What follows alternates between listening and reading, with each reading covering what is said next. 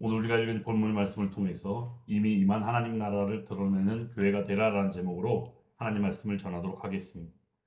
우리가 사는 이 시대는 끊임없이 이상적인 세상, 더 나은 사회, 그리고 평등과 평화의 공동체를 말하고 나아갑니다. 정치 이념들은 저마다 자기 방식으로 세상이 이렇게 바뀌어야 된다라고 주장하고 있죠. 그러나 인간의 역사 속에서 우리는 반복해서 보아온 것이 있습니다. 인간이 설계한 유토피아를 말입니다. 유토피아라는 말의 원래 어원은 무엇이냐? 없는 장소 혹은 이상적인 장소를 말하는 의미를 담고 있습니다. 이 의미가 어디서부터 왔느냐? 토마스 모어라고 하는 16세기의 철학자이자 소설가라고 얘기할 수 있는데 이분의 소설인 유토피아라는 책으로부터 온 단어가 바로 이 유토피아라는 용어입니다. 유토피아라는 말, 근데 이것이 우리가 바라볼 때 어떠합니까? 이것이 또 다른 폭력과 억압으로 기결되었다는 것을 우리는 기억해야 합니다. 그러므로 디스토피아라고 하는 것이 결과로 나타나게 되었어요. 그들은 이상적인 사회로서 유토피아를 꿈꾸었죠. 하지만 그것은 어긋났습니다. 실패했습니다. 그러므로 억압과 통제하가 난무하고 자유가 완전하게 억압당하는, 그리고 더 나아가서는 인간성이 완전히 파괴되어져 버린 암울한 사회 디스토피아가 되어버렸다라는 것입니다. 그러면 그 이유는 무엇인가? 일반적으로 우리가 유토피아의 반대말로 디스토피아를 의미로 담고 있지만 실제적으로는 유토피아를 실제로 할 수 없는 것들, 왜냐하면 인간의 죄와 또한 그 본성으로 말미암아 그것은 우리가 감히 이룰 수 없는 일인데도 불구하고 강제적으로 유토피아를 이루려 하다 보니 그것이 결국에는 완전히 파괴되어 버린 모습인 디스토피아로 나타나게 되었다라는 것입니다. 그러므로 이 모든 것들이 실패로 돌아간 인간의 어리석음을 충분히 보이기도 남음이 없는 그러한 일들이 바로 이 일들입니다. 그런데 이러한 것이 어디에 나타나 있느냐? 유물론적 사상이라고 말하는 공산주의와 사회주의 사상에 이것이 그대로 드러나 있습니다. 그들은 결코 하나님을 인정하지 않습니다. 인정할 수가 없습니다. 왜냐하면 그들이 유토피아를 꿈꾸었지만 그것이 결코 성공할 수 없음을 시간이 지나면서 느꼈고 그 가운데 잘 알게 되었다는 것이죠. 그럼에도 그들은 그것을 무엇으로 채워갑니까? 야욕으로 채워가고 탐욕으로 채워갔던 것이 역사적인 사실 가운데 나타나 있습니다. 그런데 하나님께서는 말씀이 성경을 통하여 우리에게 무엇을 말씀하십니까? 그들이 이야기하는 것들 다 헛된 것이다라고 이야기하고 이룰 수 없는 것들임을 분명히 알게 하는 가운데에 또한 그들이 꿈꾸는 야욕과 탐욕이 결국에는 다 무엇이다? 죄라고 규정하고 있기 때문입니다. 그러므로 결국에는 그들의 마음을 불편하게 하는 게 하나님의 말씀이 성경이죠. 근데 하나님을 믿는 사람들은 무엇을 따릅니까? 하나님의 말씀인 성경을 따르고 믿으며 그 말씀이 녹아지는 삶을 살아야 한다는 것이에요.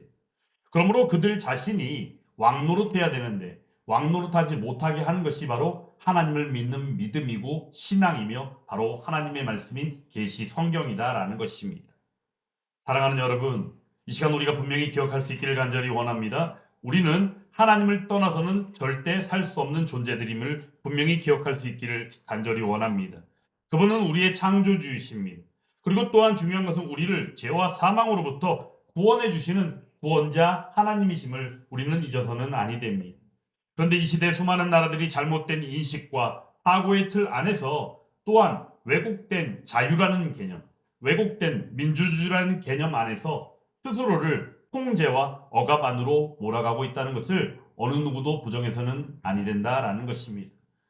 얼마 전에도 말씀을 저는 한번 언급한 적이 있었지만 우리가 지나가는 길에 어느 누군가가 우리를 툭 치고 지나간다거나 발을 모르고 밟았다고 했을 때 우리의 심기가 좋을 때는 그분이 사과를 하면 우리는 그냥 괜찮아요 이렇게 넘어가는 경우도 있지만 일반적으로는 우리가 심기가 안 좋으면 어떻습니까? 몹시 기분 나빠한다는 거예요. 그 사람이 결코 알지 못하는 가운데 그렇게 했기 때문에.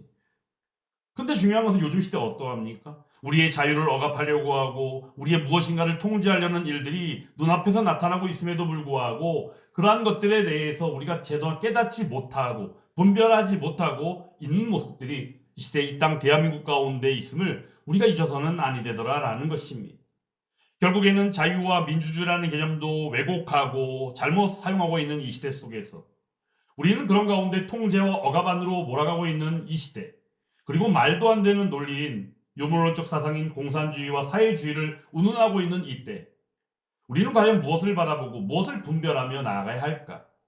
그런 가운데서도 우리는 결국 내가 지지하는 누군가를 생각하고 그러한 것들이 잘 됐는지 잘못된 일인지 아니면 우리에게 어떤 문제를 야기하고 있는지 아닌지도 생각하지 아니하는 무지하고도 어리석은 모습들이 있지는 않는지 분명히 생각할 필요가 있더라라는 것입니다. 그리고는 더 나아가서 우리는 누구입니까? 방금 전에도 말씀드린 것처럼 우리는 하나님을 떠나서는 전혀 살 수 없는 존재입니다. 하나님은 우리의 왕이시며 창조주이시며 우리를 구원하신 구원자이시며 그 가운데 우리를 살게 하시는 성령 하나님이 우리가 믿는 삼위일체 하나님임을 우리는 결코 부정해서는 아니 됩니다. 그런데 중요한 것은 그 하나님을 믿노라 입으로는 고백하지만 우리의 삶과 우리의 생각과 사고는 세상의 이치에 맞게 따라가는 모습들이 시대 가운데 얼마나 많이 펼쳐져 있습니까?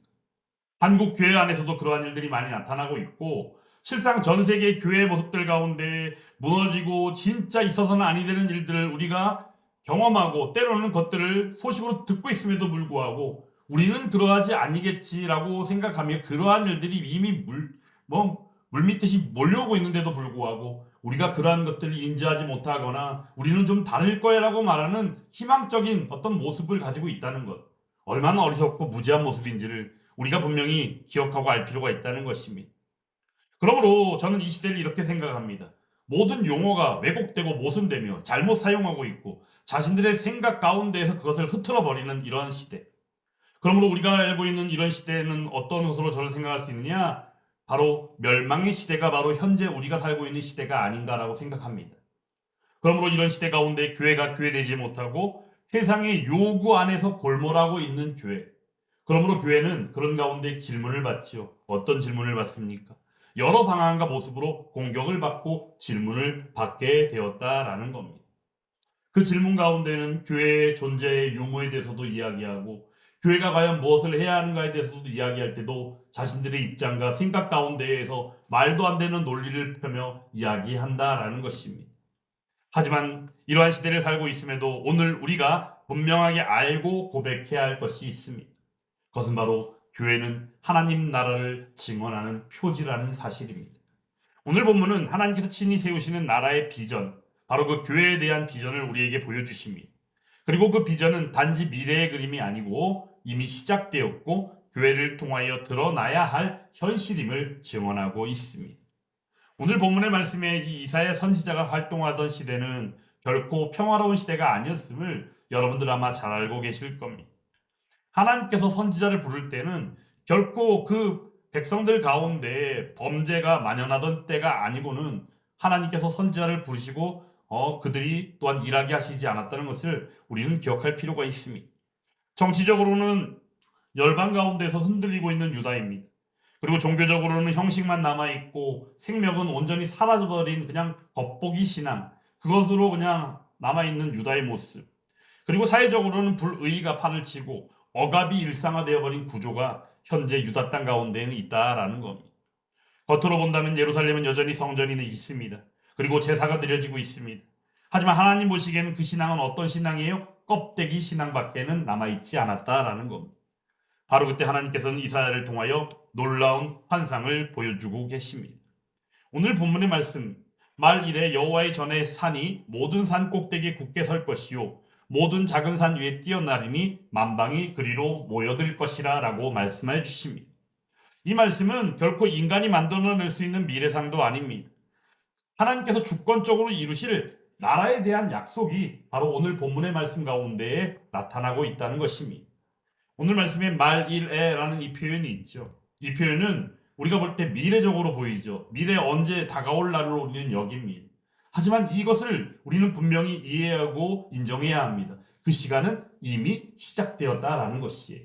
말일이라는 표현은 흔히 아주 먼 미래이지만 결국에는 그 말일이라는 의미 안에서 우리는 종말의 시점을 가리키는 것으로 이해하고 또한 그 종말의 시점 안에서 예수 그리스도가 신약의 말씀을 통하여 이 땅에 오심으로부터 시작된 초림, 그러므로 말미암아 우리가 임하게 되어진 그 하나님 나라를 생각하고 나아감 가운데 있게 되지만 중요한 것은 이 종말이 시작되었다는 이 말씀 가운데 예수 그리스도의 초림을 통하여 임한 하나님 나라를 우리는 이해할 수 있고 그것을 바라볼 수 있어야 한다는 것입니다. 그리고는 더 나아가 십자가 구속의 그 대속의 은혜와 더불어 부활 사건과 그리고 성령의 강림하심으로 말미암아 하나님 나라가 이미 임하였고 그 가운데 확장되고 있다는 것을 우리는 이해할 필요가 있다는 겁니다.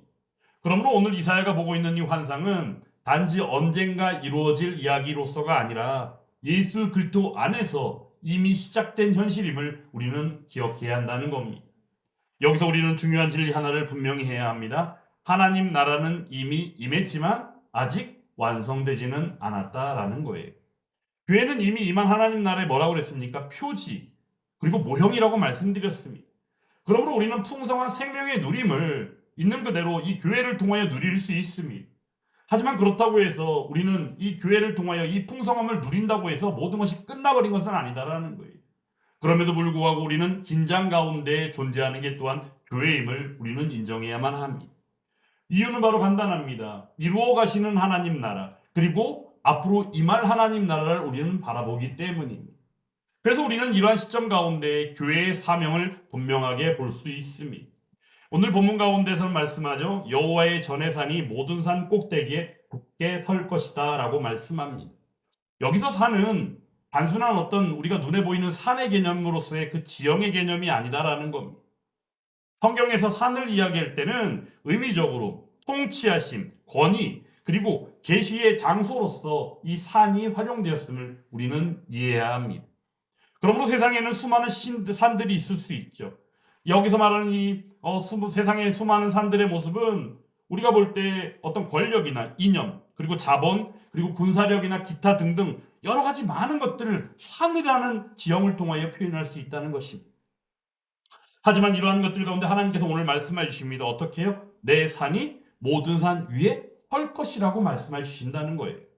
이 말씀은 결국 교회가 세상 위에 군림하는 것으로 이해하거나 아니면 교회가 정치 권력을 장악해버린다는 것을 이해해서는 결코 안 되는 것이, 요즘 시대에 종교 분리에 대해서도 잘못된 이해와 또한 세상적인 관점에서의 이해적인 방식으로 말도 안 되는 논리를 펴는 경우들을 좀 보게 되는데, 그것에 대해서는 이제 종교 분리, 성경에서 말씀하는 종교 분리가 무엇인지는 조만간 말씀 한번 전하도록 하겠습니다.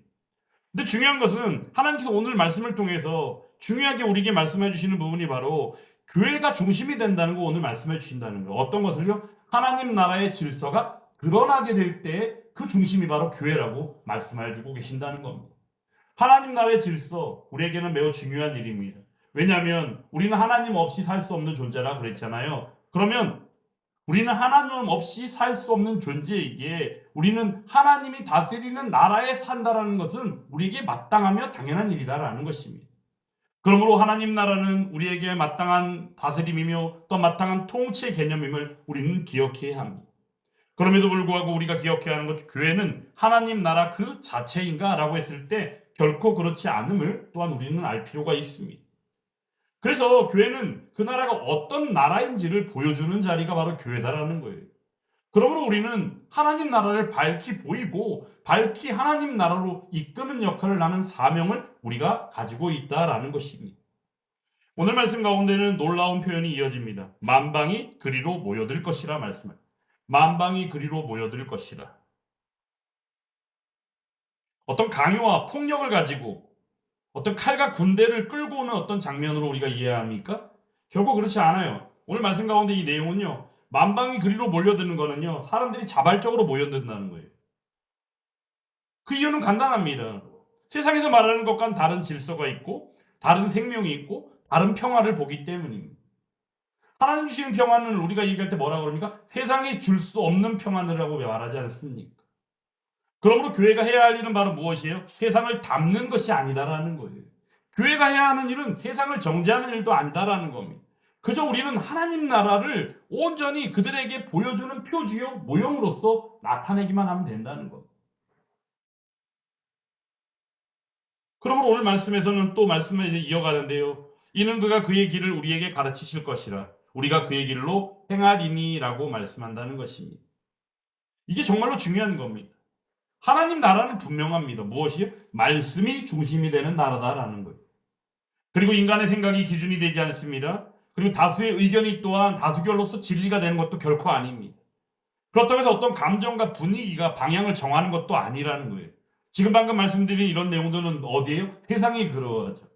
세상 인기에 편승해서 또한 세상 분위기에 편승해서 때로는 세상의 요구에 편승해서 그 방향이 정해지는 이 세상의 모습들. 근데 하나님 나라는 결코 그렇지 않다는 겁니다. 하나님 나라의 길을 정하는 건 뭐예요? 오직 하나님의 말씀밖에 없다라는 것입니다. 그리고는 오직 하나님만이 우리의 왕이 되시고 통치자가 되어 주신다라는 겁니다. 그렇다고 한다면 교회가 하나님 나라를 드러내지 못하는 이유, 요즘 시대의 한국 교회의 모습을 보더라도 하나님 나라를 드러내는 표지의 모형이어야 되는데 교회가 교회되지 못하는 가장 큰 이유는 무엇일까요? 가장 간단합니다. 오늘 말씀에도 뭐라 그래요? 하나님 나라를 드러내는 것, 교회에 마땅함은 하나님의 말씀이 기준이 될 때라고 그러잖아요. 그럼 결국엔 그러하지 못할 때는 이유가 바로 뭐예요? 하나님 말씀 대신에 그 자리를 뭔가가 채우기 있기 때문이다라는 거예요. 그러면 교회들이 이 시대 가운데 하나님 말씀보다도 더 중시하는 게 무엇입니까? 저는 한편으로는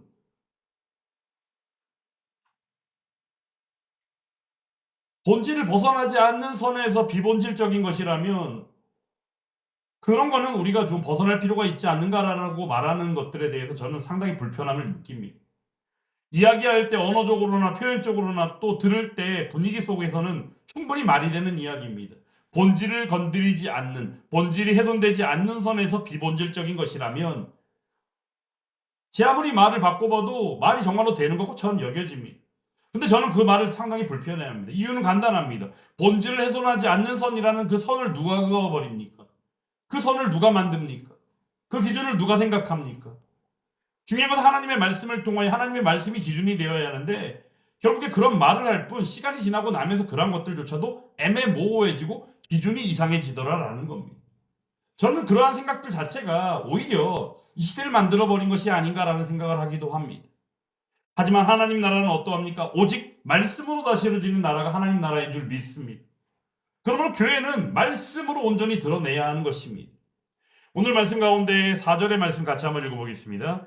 그가 열방 사이에 판단하시며 많은 백성을 판결하시니 우리가 그들의 칼을 쳐서 보습을 만들고 그들의 창을 쳐서 낫을 만들 것이며 이 나라와 저 나라가 다시는 칼을 들고 서로 치지 아니하며 다시는 전쟁을 연습하지 아니하리라. 아멘. 여기서 말씀이 이게 4절의 말씀을 보면 이것을 우리가 어떤 평화의 선언처럼 여길 수 있어요. 근데 이 얘기는 평화의 선언이 아니에요. 하나님 나라가 임할 때 나타나는 각자 우리 삶의 변화를 말씀하고 있다는 것입니다. 그러므로 우리가 임한 하나님 나라의 표지 모형으로서 교회 가운데 우리가 풍성하게 누리며 나아간다면 우리는 우리의 삶의 변화가 충분히 보여져야 된다는 것이에요. 오히려 파괴의 도구였던 것이 생명의 도구로 여겨지고 죽음의 구조로 나타났던 것들이 우리가 살아가는 생명의 질서 안에서 우리가 그것을 누리게 되어지고 그 가운데 경쟁하는 우리의 삶이 오히려 경쟁하는 것이 아니라 서로 우리 각자를 내려놓고 섬기고 나아가는 주님의 사랑의 삶이 우리의 모습으로 나타나게 된다라는 것입니다. 그런데 중요한 것은 이것이 인간의 수고나 인간의 어떤 공로로 나타나는 것이 결코 아님을 우리는 기억해야 합니다. 하나님이 다스릴 때만 그것이 가능하다라는 겁니다. 그러므로 교회는 하나님의 다스리심 가운데 그 다스리시는 나라를 드러내는 것이 교회임을 다시 한번 기억할 수 있기를 간절히 원합니다. 그렇다고 해서 교회가 이러한 모든 변화를 완벽하게 구현해낼 수 있을까요? 결코 그렇지는 않습니다. 왜냐하면 교회 안에 들어와 있는 이들조차도 믿노라 말하지만 그러하지 않은 이들도 있습니다. 이를 두고 우리는 흔히 무엇이라 말합니까? 보이는 교회, 유형적 교회라고 말합니다. 그러므로 보이는 교회는 완전한 교회는 아닙니다. 그러므로 그 안에서 완전하게 구현한다는 것도 결코 가능하지 않습니다. 하지만 그럼에도 불구하고 미리 맛보게 하기에는 충분하며 하나님 나라를 드러내는 것이 교회의 사명임을 우리는 다시 한번 분명하게 기억할 필요가 있다라는 겁니다. 그러므로 우리는 교회를 생각할 때 천국으로 생각해서는 안 됩니다. 교회 자체는 천국일 수가 없는 겁니다. 그렇다고 해서 교회가 완성된 하나님 나라도 아닙니다. 그러므로 교회 안에도 어떠합니까? 죄가 있을 수 있고 연약함이 있다는 겁니다. 우리는 늘 부족한 존재들이라는 거예요. 그러므로 하나님의 말씀을 의지하고 나갈 수밖에 없는 것이죠. 하지만 그 안에서 분명한 진리 다시 한번 말씀드립니다. 교회는 이미 임한 하나님 나라를 이 땅에서 드러내는 유일한 표지다라는 겁니다. 교회를 대신할 수 있는 것은 아무것도 없습니다. 교회는 예수님께서 친히 머리 대심으로 세우셨고 마땅히 우리에게 그 사명을 감당케 하신 바 표지되었음을 우리는 잊지 말아야 합니다. 그러므로 교회의 존재 이유도 더 많은 사람을 모으기 위해서 그러면 좋겠죠. 더 영향력이 있는 조직이 되기 위해서 기왕이면 세상보다는 더 영향력이 있는 모습이 보여지면 좋을 수 있겠죠. 하지만 제일 중요한 건요. 하나님 나라의 생명과 그 질서를 보여주는 것이 가장 중요하다라는 겁니다. 그러므로 오늘 이 말씀을 예수 함께 교회에게도 하나님께서는 물으십니다. 우리 안에서 말씀의 통치가 실제로 드러나고 있는지를 말입니다. 그리고는 세상과는 완전히 다른 가치인 진리요, 복음을 진정으로 믿고 누리고 있는지를 우리에게 질문하고 계십니다. 그리고는 이미 임한 하나님 나라를 경험하며 드러내고 있는지 그 은혜를 누리고 있는지 오늘 말씀하여 주십니다. 사랑하는 여러분, 하나님께서 우리를 부르심은 완벽하라고 부르신 것이 결코 아닙니다. 그렇다고 해서 성공하라고 부르신 것도 결코 아닙니다. 저는 목회도 그렇고 우리가 살아가는 삶도 성공이냐 실패냐라고 우리가 이분법적 논리로 펴는 것도 결코 건전한 것은 아니다라고 여깁니다. 그러므로 우리는 그저 최선을 다할 뿐입니다. 각자의 자리에서 각자의 위치에서 말씀이 기준이 되고 신앙을 삶으로 하여 최선을 다하는 것이 우리의 마땅함인 줄 믿습니다. 그러므로 이미 임한 하나님 나라를 그 표지인 교회로서 드러내라고 우리를 불러주신 줄 믿습니다. 이미 임한 하나님 나라가 우리가 드리는 예배요, 교제요, 양육이요, 섬김이요, 더 나아가 전도로서 조금이라도 더 드러내고 보이게 하라고 우리를 불러주신 줄 믿습니다. 교회는 하나님 나라의 광고판이 아닙니다. 하나님 나라를 알기 위해서 광고판이 있잖아요. 하나님 나라의 간판이어야 한다는 거예요. 간판은요, 스스로를 자랑하지 않습니다. 간판은 안에 무엇이 있는지를 그냥 보여줄 뿐이에요. 그죠? 우리가 간판을 보면 어때요? 여기는 뭐를 파는 가게구나. 이런 내용을 알지. 우리가 그 모습을 어떻게 여러 가지, 광고하는 내용처럼 여러 가지 그런 것들을 소속들이 다 알지는 못하지 않습니까? 중요한 것은 바로 교회가 그렇다는 겁니다. 하나님께서는 우리를 부르십니다. 어떻게 해요? 이미 임한 내 나라, 하나님 나라를 드러내라라고 우리를 불러주십니다. 이 부르심 앞에 겸손히 서는 교회, 그리고 은혜로만 서가 있는 교회, 그리고 말씀으로 다스려지는 교회가 될 수 있기를 주님의 이름으로 축원합니다.